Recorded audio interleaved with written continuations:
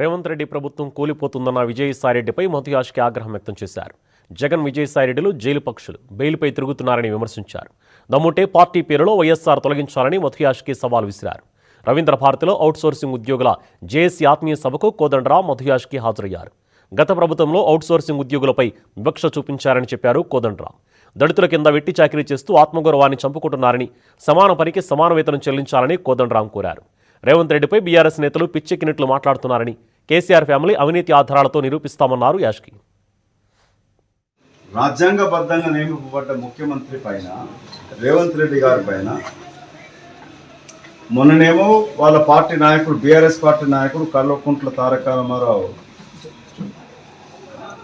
అనుచిత వ్యాఖ్యలు చేయడమే కాకుండా కనక సింహాసన పైన శునకమని మాట్లాడే తీరుని తీవ్రంగా ఖండిస్తున్న క్రమంలోనే వాళ్ళ పార్టీ ఇంకొక మాజీ ఎమ్మెల్యే రేవంత్ రెడ్డి గారి పైన చేసిన వ్యాఖ్యలని కాంగ్రెస్ పార్టీ తరఫున తీవ్రంగా ఖండించడమే కాకుండా రాజ్యాంగబద్ధంగా ఎన్నుకోబడ్డ ముఖ్యమంత్రి రేవంత్ రెడ్డి గారి పైన చేస్తున్న అనుచిత వ్యాఖ్యలని సభ్య సమాజం తీవ్రంగా ఖండించాల్సింది.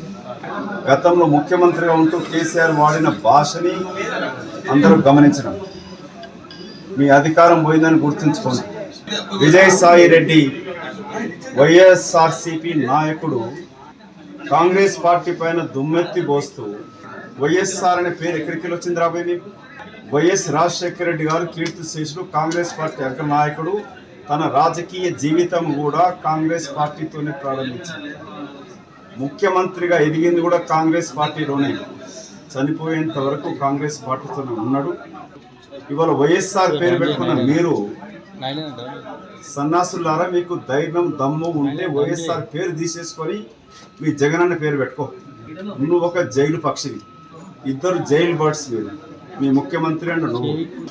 ఇవాళ నిన్న రాజ్యసభలో మాట్లాడుతూ విజయసాయి రెడ్డి కాంగ్రెస్ పార్టీ పైన మాట్లాడిన తీరుని తీవ్రంగా ఖండిస్తూ పార్లమెంట్ ఎన్నికలైన వెంటనే కాంగ్రెస్ పార్టీ రేవంత్ రెడ్డి గారు ప్రభుత్వం అని చెప్పి మాట్లాడుతూ ఉన్నాడు.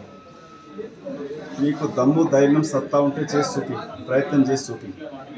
తెలంగాణని అడుగు పెట్టనియరు, నీ బట్టలు ఒకటి తన్ని పంపిస్తారు ఇక్కడికి.